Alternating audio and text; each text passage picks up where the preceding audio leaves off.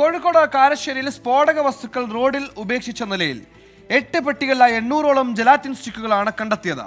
സംഭവത്തിൽ പോലീസ് അന്വേഷണം തുടങ്ങി. രാഹുൽ സുരേഷ് ചേർന്നു. രാഹുൽ, എവിടെ നിന്നാണ് ഇത്തരത്തിൽ സ്ഫോടക വസ്തുക്കൾ കണ്ടെത്തിയത്? സമീപത്ത് കോറി അങ്ങനെ എന്തെങ്കിലുമൊക്കെ ഉണ്ടോ അവിടെ?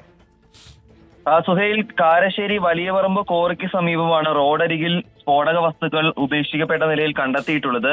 ഷിഹാബ് എന്ന വ്യക്തിയുടെ ഉടമസ്ഥതയിലുള്ളതാണ് ഈ ഭൂമി. ഈ ഭൂമിയിൽ നിന്നാണ് ഈ സ്ഫോടക വസ്തുക്കൾ കണ്ടെത്തിയിട്ടുള്ളത്. ഷിഹാബ് തന്നെയാണ് ആദ്യം നാട്ടുകാരെയും തുടർന്ന് പോലീസിനെയും വിവരം അറിയിച്ചിട്ടുള്ളത്. ആദ്യഘട്ടത്തിൽ നാട്ടുകാർ ഈ സംഭവ സ്ഥലത്ത് എത്തിയതോടെ വലിയ രീതിയിൽ പരിഭ്രാന്തരാകുന്ന ഒരു സാഹചര്യം കൂടി ഉണ്ടായിരുന്നു. 8 പെട്ടികളിലായി 800ഓളം ജലാറ്റിൻ സ്റ്റിക്കുകളാണ് ഇപ്പോൾ കണ്ടെത്തിയിട്ടുള്ളത്. ഇതിൽ സമീപത്ത് ഒരു കോറി പ്രവർത്തിക്കുന്നുണ്ട്. ഈ കോറിയിലേക്ക് എത്തിച്ചതാണോ ഈ ജലാറ്റിൻ എന്നതിൽ ഒരു അന്വേഷണം നടത്തി വരികയാണ്. ഇത് സംബന്ധിച്ച് ഒരു വ്യക്തത ഇതുവരെയും വന്നിട്ടില്ല.